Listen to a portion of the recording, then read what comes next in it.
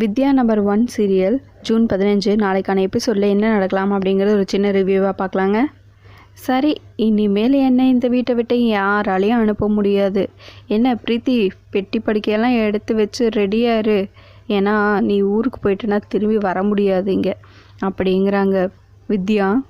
வாங்கப்பா அப்படின்ட்டு வித்யாவும் அவங்க அப்பாவும் சஞ்சயோட அப்பா எல்லாருமே கிளம்பி உள்ளே போகிறாங்க. என் கூட இருக்கிறவங்களே அவன் இந்த வீட்டில் இருக்கணும் அப்படின்னு நினைக்கிறீங்க அப்படின்றாங்க வேதா. அம்மா, நான் உங்களுக்கு தான் ஓட் போட்டேன் அப்படிங்கிறாங்க அவங்க பொண்ணு. அத்தை அப்படின்னு ஆரம்பிக்கிறாங்க ஸ்னேகா. உடனே நிறுத்துங்க, இப்போ யார் எனக்கு ஓட் போடல அப்படிங்கிறதையெல்லாம் ஆராய்ச்சி பண்ணிகிட்டு இருக்க முடியாது. அதே நேரத்தில் அவள் நினச்ச விஷயம் எதுவும் இங்கே நடக்காது அப்படின்றாங்க வேதா. அதுக்கப்புறம் வேதாவும் பிரீத்தியும் உட்காந்து ஒரு சில டீட்டெயில்ஸ் பற்றி பேசிகிட்டு இருக்காங்க. அந்த நேரத்தில் வித்யாவோட அப்பா ஸ்பீடாக வராங்க. சம்மந்தின்னு கூப்பிட்டுட்டு சஞ்சயோட அப்பா வந்து நிற்கிறாங்க. அப்போது இவன் யாரை கூப்பிட்றான் அப்படிங்கிற மாதிரி யோசிக்கிறாங்க. உன்னதாண்டா சம்மந்தி அப்படிங்கிறாங்க. ஏய், என்னையாடா கூப்பிட்ட, இந்த வார்த்தையை கேட்குறதுக்கு இவ்வளோ நாளாக காத்திருந்தனேடா அப்படிங்கிறாங்க சஞ்சயோட அப்பா. அவர் ஒரு நிமிஷம் சந்தோஷப்படுறதுக்குள்ளேயே உனக்கு அறிவு இருக்காடா அப்படின்னு சொல்லி கேட்குறாரு. ஏண்டா திடீர்னு இப்படி கேட்டுட்ட அப்படிங்கிறாங்க சஞ்சயோட அப்பா. அப்புறம் என் பொண்ணுக்கும் உங்கள் பையனுக்கும் கல்யாணம் ஆகி எவ்வளோ நாள் ஆச்சு அப்படின்னு சொல்லி கேட்குறாங்க. சஞ்சயோட அப்பா அப்படியே திருன்னு முழிக்கிறாங்க. அந்த நேரத்தில் சஞ்சய், உங்களுக்கு தெரியாமல் கல்யாணம் ஆகி 1 வருஷம் இருக்கும், உங்கள் எல்லாருக்கும் தெரிஞ்ச கல்யாணம் ஆகி ஒரு 4-5 மாதம் இருக்கும் அப்படிங்கிறாங்க. பாரு, இவ்வளோ நாள் ஆச்சு, இது வரைக்கும் யாராவது இதை பற்றி பேசியிருப்பீங்களா? பொண்ணோட அப்பா நான் தான் இதையும் பேச வேண்டியதாக இருக்குது. அது மட்டும் இல்லாமல் நியாயமாக நீங்கள் தான் இதெல்லாமே பண்ணியிருக்கணும். பரவாயில்ல, இருந்தாலும் நானே ஒரு சில விஷயங்களெல்லாம் நடத்தி வைக்கிறேன் அப்படிங்கிறாங்க. இதை கேட்டு சஞ்சய் அப்படியே லைட்டாக வைக்கப்படுறாரு. அப்போது அவங்க அப்பாவுக்கு என்ன சொல்கிறாங்கன்னு சொல்லி புரியல. உடனே சஞ்சய், அப்பா எங்கள் ஃபர்ஸ்ட் நைட் பற்றி தான் மாமா சொல்லிகிட்ருக்காரு அப்படிங்கிறாங்க சஞ்சய். மாமா, நீங்கள் பேரில் மட்டும் இல்லை, நீங்கள் நிஜமாகவே மனசார மாணிக்கம்தான் அப்படிங்கிறாங்க காலில் விழுந்து சஞ்சய். லைட்டாக வித்யாகிட்ட போய் அப்படியே ரொமான்ஸ் பண்ணிகிட்ருக்காங்க சஞ்சய். அந்த நேரத்தில் எல்லாமே நைட்டு தாண்டா அப்படின்னு சொல்லிட்டு அவங்க அப்பாவும் மாமனாரை எல்லாம் கூப்பிட்டு போயிடுறாங்க சஞ்சயை. இன்னொரு சைடு வித்யா அப்படியே ஓடிடுறாங்க.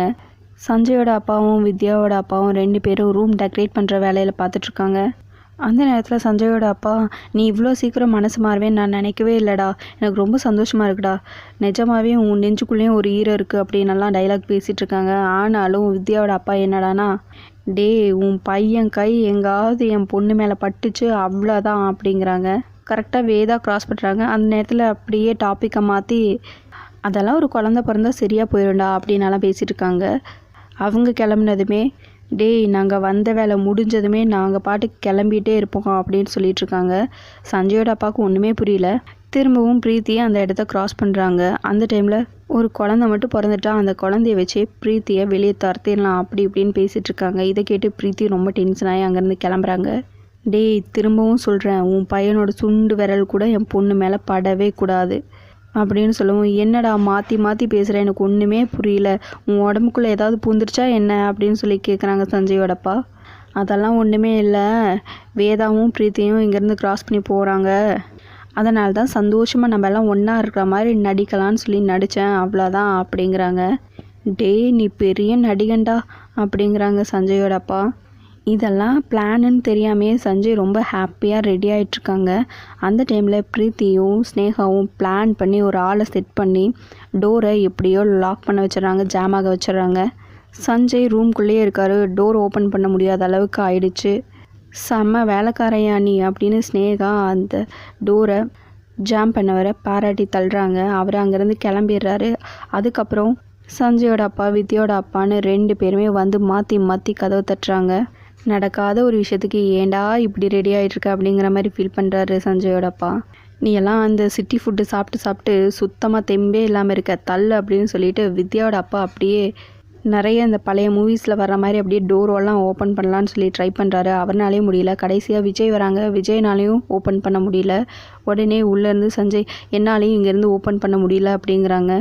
ஸ்னேகாவும் பிரீத்தியும் வராங்க. எங்கேயோ டோர் வந்து ஜாம் ஆகிடுச்சுன்னு நினைக்கிறேன், அதனால தான் ஓப்பன் பண்ண முடியல அப்படின்னு அவங்க தெரியாத மாதிரியே சொல்கிறாங்க. சஞ்சய் செம்ம டென்ஷன் ஆகுறாங்க. கரெக்டாக அப்போது பாத்ரூம் டோரை ஓப்பன் பண்ணி உள்ளே இருந்து வித்யா வெளியே வராங்க. நீ எப்படி இங்கே அப்படின்னு சஞ்சய் கேட்கும். என்னோடய பாத்ரூமில் அங்கே தண்ணி வரல, அதனால தான் இங்கே வந்தேன் அப்படிங்கிறாங்க வித்யா. சூப்பரு அப்படிங்கிறாங்க சஞ்சய். இதோட இந்த எபிசோட் முடிச்சிருக்காங்க. உங்களுக்கு இந்த வீடியோ பிடிச்சிருந்தா லைக் பண்ணுங்கள், ஷேர் பண்ணுங்கள், கமெண்ட் பண்ணுங்கள். தேங்க்யூ.